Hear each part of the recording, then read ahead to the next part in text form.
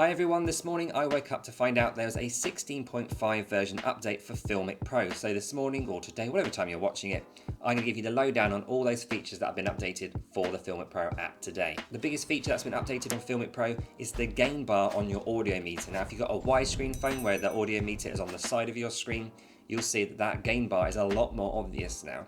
And if you've got an older phone like I have, an iPhone 8 where you haven't got the widescreen ratio on your phone, then you'll still have a thicker white bar for the gain bar at the bottom on your timecode medallion there, and it just makes it a lot easier to set your audio and also not to forget it.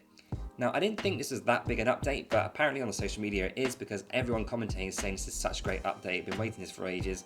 People who are journalists saying that they've had takes when they get back home to edit that they don't actually have audio because they forgot to set the bar or it was lower than they thought it was. So now with it being much more obvious, that's something that people won't have to worry about now, unless you're a fool.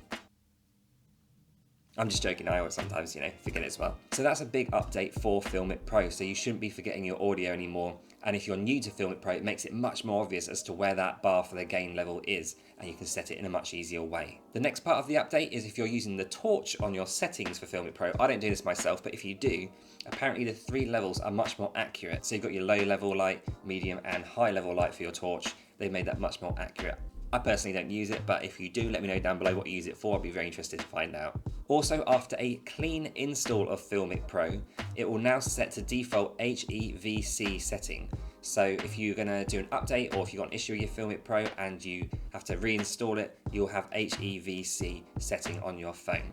Another part to the update is that some people have the issue of a take completely cutting in the middle of a shot. Now, if you have that issue, they've made an update where you'll be automatically given the option, it's either to email or simply message Filmic Pro with a very simple, kind of standard message of the diagnostics of what went wrong with your Filmic Pro take. So you don't have to email them directly with loads and loads of information. It will just give you the option to send an email or a message, I believe, and they'll get the diagnostics straight away and be able to work on that. So that saves you a bit of time as well complaining on the emails. It will just give you an option to send a message straight away to them as to what happened exactly. Another part to the update is an improvement to the exposure pull to point. So you know how you can do an automatic focus pull? Well, if you don't, watch this video right here and it will teach you how exactly to do that. It's the same thing. So you set 2 points on your exposure wheel on the left hand side with those little white bars that are similar to the gain meter I've been talking about.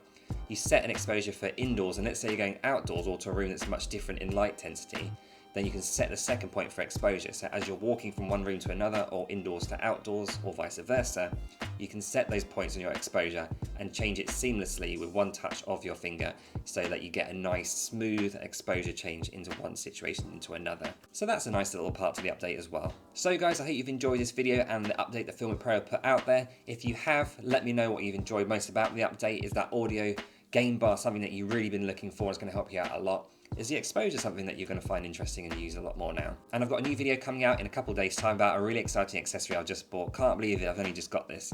And it gives you a lot more detail to your shots and gives you a few more options as well when you're filming to get a much more professional look to your film.